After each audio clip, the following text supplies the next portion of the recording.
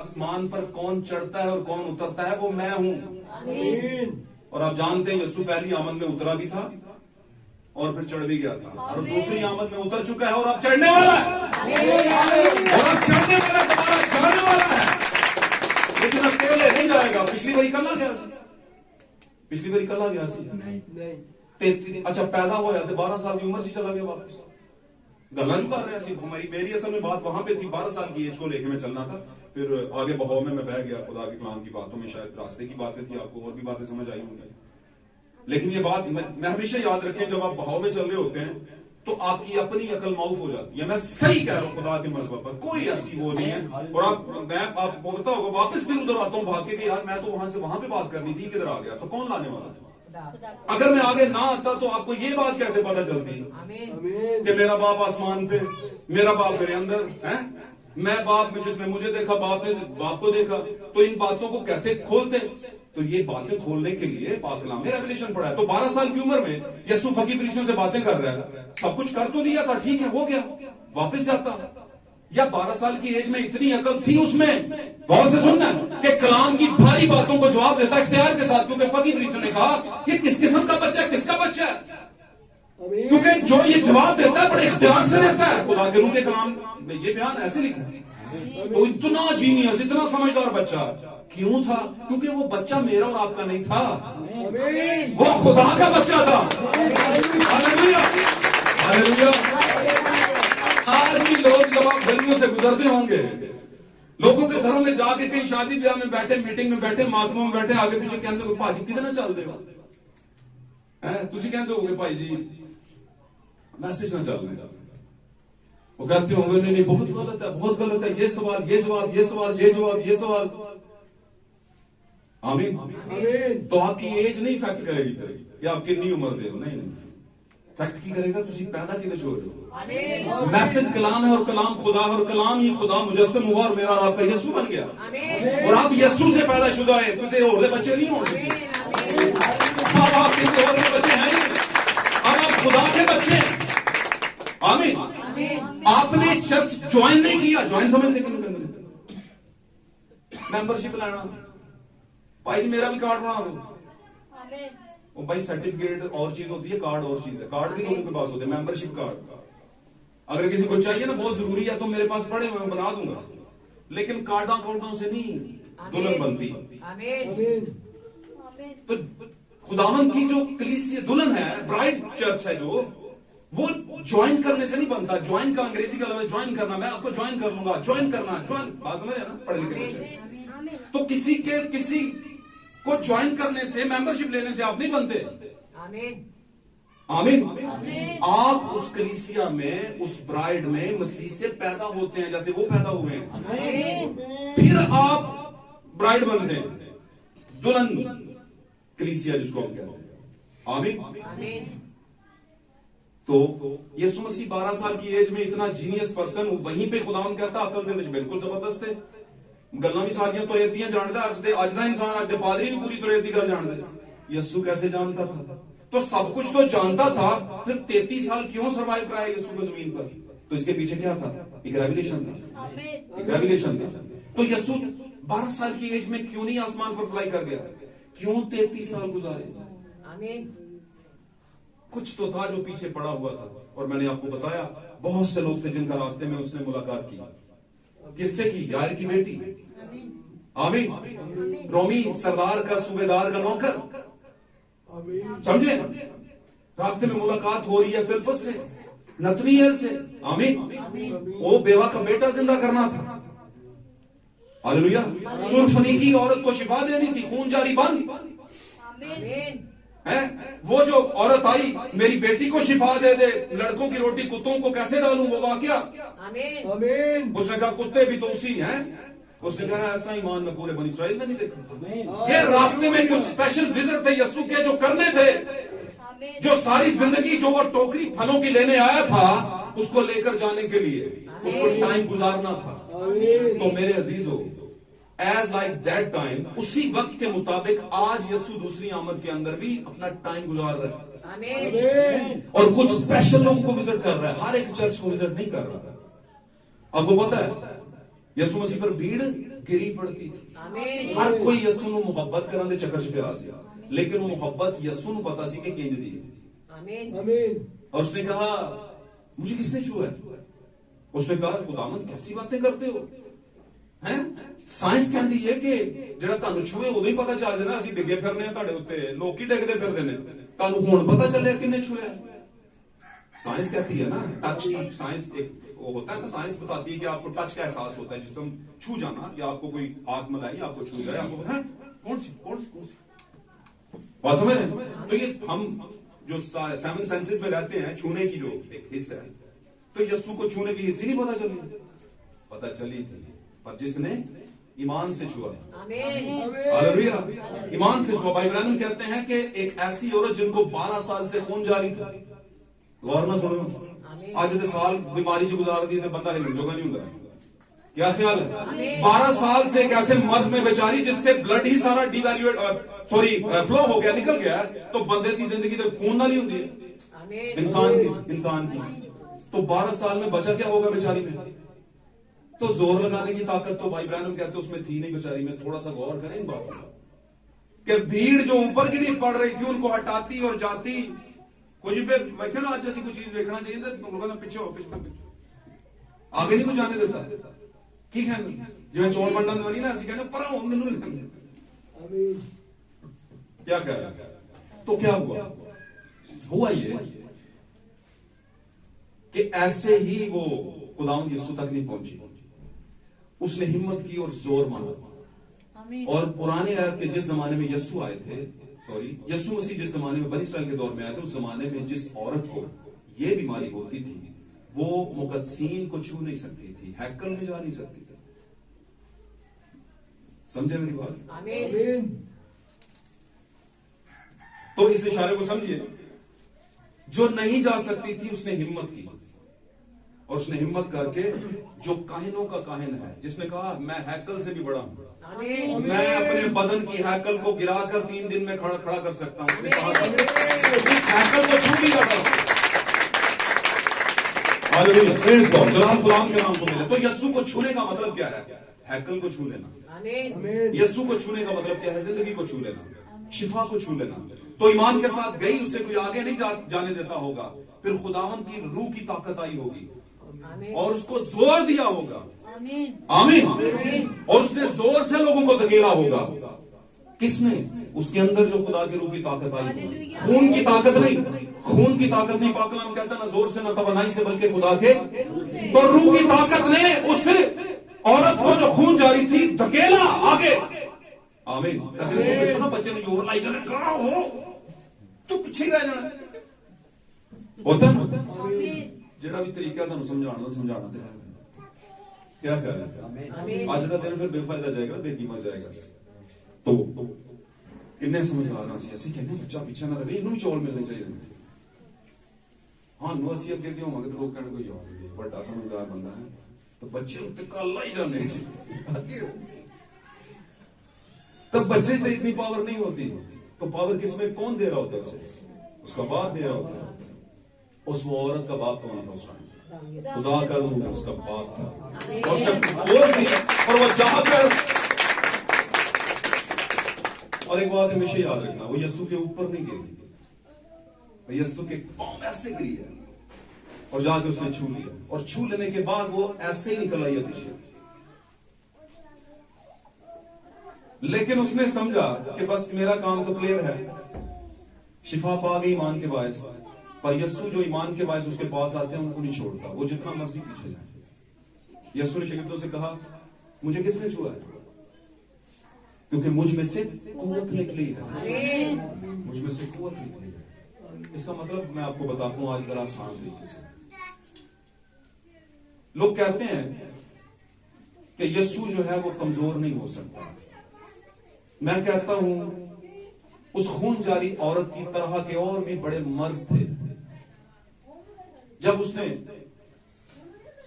बेवा के बेटे को जिंदा किया होगा तो कुव्वत यीशु से निकली होगी। जब उसने 4 दिन के मुर्दा को जिंदा किया होगा लाजर को, तो कुव्वत देखी कितनी निकली होगी। जब उसने यायर की बेटी को जिंदा किया होगा, जब उसने बदरू गिरफ्तों को ठीक किया होगा, जब उसने कोड़ियों को साफ किया होगा, तो कितनी कुव्वत निकली होगी। तो जब कुव्वत निकलती है तो बॉडी क्या हो जाती है? वीक। क्या हो जाती है? वीक हो जाती है। तो यीशु कमजोर हुआ। किसके लिए? उन सब लोगों के लिए जिनको उसने विजिट किया रास्ते में, जिनको जो उसके बरगजीदा थे, जिनके पास उसका जाना बड़ा जरूरी था। आमीन। यीशु में से कुव्वत निकली। जब वो औरत यीशु के पांव को लिक कर रही थी, चूम रही थी और आंसू गिरा रही थी और बालों से साफ कर रही थी, और यीशु ने उसके आंसुओं को देख लिया, उसने कहा जा बेटी फिर गुनाह ना करना, तो उसके गुनाह उसी टाइम पे यीशु ने उठा लिया।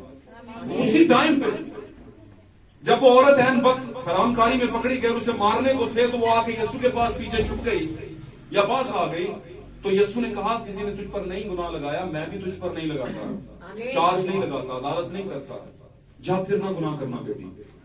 बात समझ रहे? ये बेटी का आंसर कहां से बाप का आ गया यीशु में?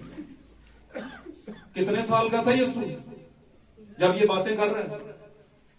30 साल का, 33 साल का लगा लेंगे, तो 33 साल का बुढ़ा होगा नहीं।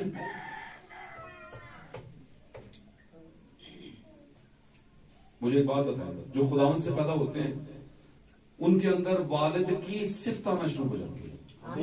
सही कह रहा हूं आप? ऐसे ही है, बिल्कुल ऐसे। और अगर किसी में आ रही है और उसको रोक रहा है, वो छुटेगा नहीं, बचेगा नहीं, क्योंकि खुदा बाप का रूह उसमें काम कर रहा होता है। यीशु में भी बाप का रूह काम कर रहा था, और यीशु में बाप का रूह यीशु के बदन को ड्राइव कर रहा था, इसलिए वो कह रहा था बेटी बेटी बेटी। तो यीशु कितनी कुव्वत निकली होगी?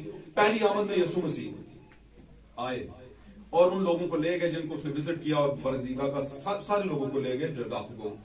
दूसरी में भी आए हुए हैं। आमीन। मुकाशवा 10 बात के मुताबिक, और अब वो सबको लेकर जाने वाले हैं।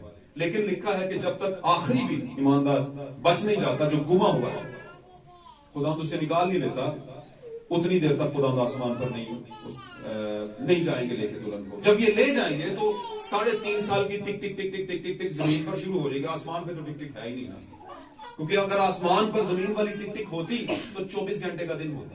आमीन।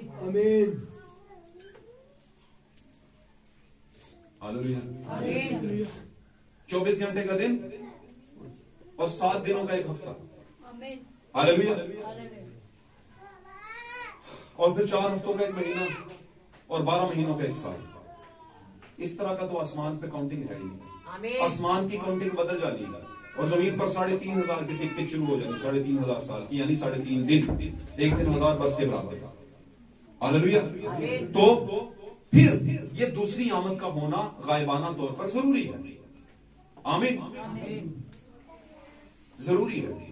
और तीसरी आमद का जरूरी है कि वो जमीन पर रहे, और वो है अगली 1000 साल बादशाह, जमीन पर की 1000 साल बादशाह। हालेलुया। तो इसलिए इन बातों को जाने समझे। यीशु मसीह ने कहा तारीखी का दौर है, तारीखी का वक्त और तुम्हारी घड़ी। उस टाइम पर भी रोमी, गैर कौम के लोग और बनी इस्राएल के मजहबी लोग, आज भी गैर कौमों की कलीसियां और बनी इस्राएल के मजहबी लोग यीशु के आज भी वो यीशु की आमद को नहीं मानते। और आज के जो हमारे मसीही लोग हैं, जो गैर कौमों की कलीसिया है, वो यीशु मसीह की तीसरी आमद को नहीं मानती, वो दूसरी को ही तीसरी समझ रही है और दूसरी में ही सब कुछ पूरा कर रही है। इसका मतलब वो यीशु मसीह को इस जमाने में फिजिकली तौर पे मांग रही है, यीशु बादलों पे आ रहा है। बात समझ रहे?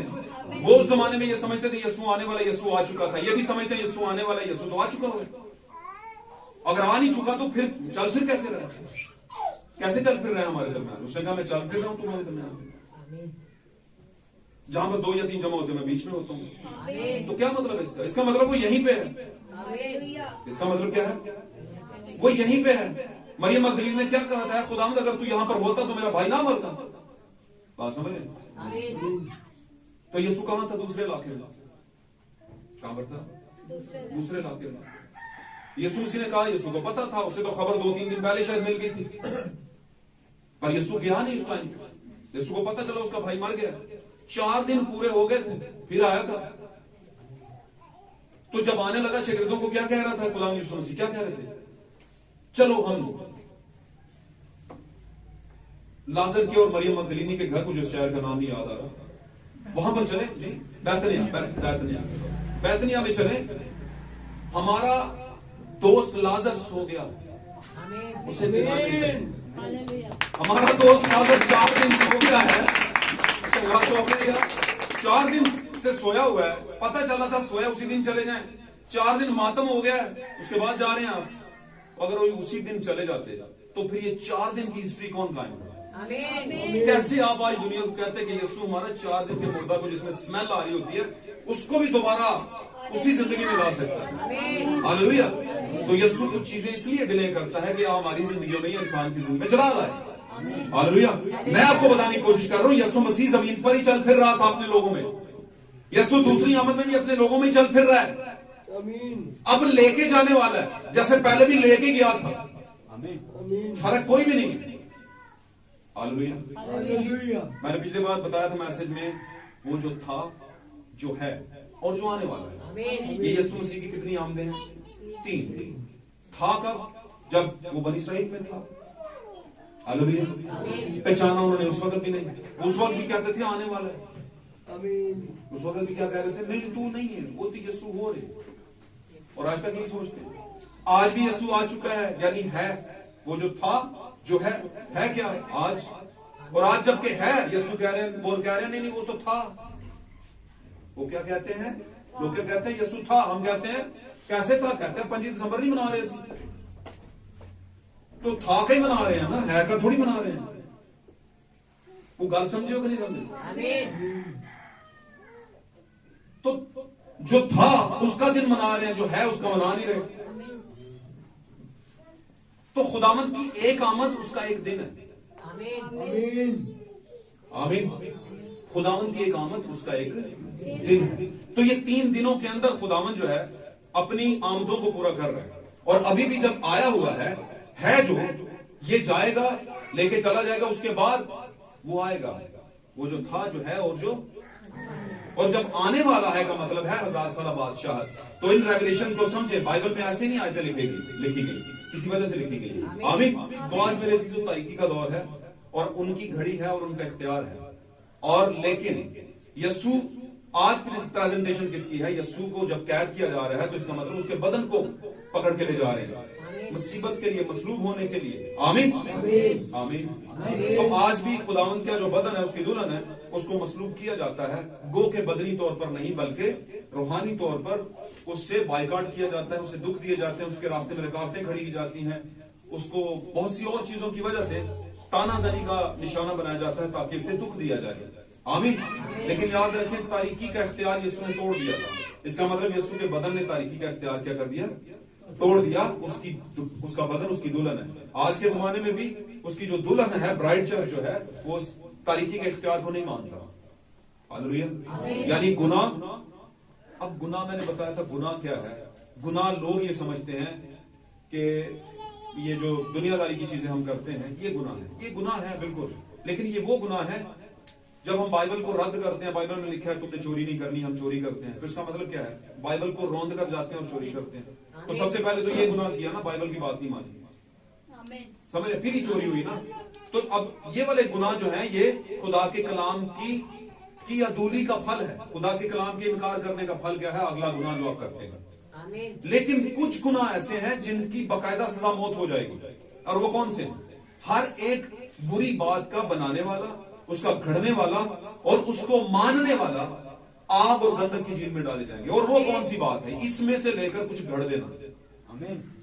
इसमें से लेकर कुछ घड़ देना। मिसाल के तौर पर शायर बानी यहीं से ली और उसको घड़ कैसे दिया? सुबह देनी है, अपनी मर्जी से घड़ लिया कि सुबह देनी है। जबकि पाक कलाम में क्या है? ईशा का मतलब ही शाम है। पाक कलाम में लिखा है कि औरत कलीसिया की मजमा में खामोश रहे। तो आपने सामरी औरत की बात को उठाया और आपने कहा देखो जी वो तो जाकर पूरे गांव में नमाज़ी कर रही है। तो आपने क्या कर लिया? घड़ लिया। आपने क्या कर लिया? घड़। लोगों ने क्या कर लिया? घड़ लिया और घड़ी घड़ाई बातों को कलीसिया में डाल दिया। ये इनसे बड़े गुनाह है। जो बदनी गुनाह है उनसे बड़े गुनाह कौन से? रूहानी गुनाह। आमीन। हालेलुया। जैसे हमें नजर आता है कि पाक कलाम में लिखा गया, पाक कलाम में लिखा गया कि जब यीशु को बांध कर ले गए, रात का टाइम चल रहा था, उसी टाइम पे गतसमनी में से लेकर आए रात के टाइम पे, और यस्सु को वहां पर तफ्तीश के लिए उसकी आंखें बांधी हुई थी, आमीन, और उससे पूछ रहे थे कि नबूवत से बता के तुझे किसने मारा। तो लिखा है पास में आग, लोग क्या ताप रहे थे? आग ताप रहे थे, सेक रहे थे। तो टाइम फिर कौन सा चल रहा था? तेरा ईस्टर कदम मनाने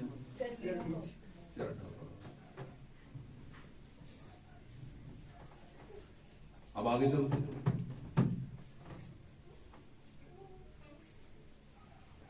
यीशु पैदा हुआ, है जी। लोगों ने तो चरनियां भी बनानी है बड़ी बड़ी जगहों के ऊपर, सफेद सफेद रुई बर्फ पड़ी हुई है जनाब। दिसंबर के महीने में मनानी है।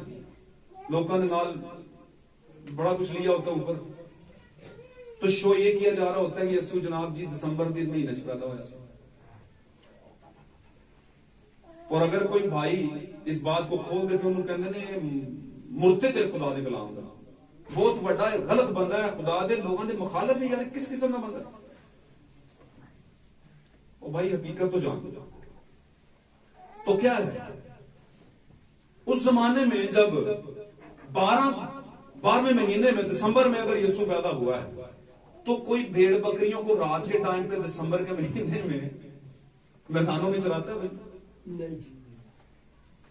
भेड़ बकरियां ऐसा जानवर है, मैं आपको बताऊंगा, जो गांव के रहने वाले उनको पता है।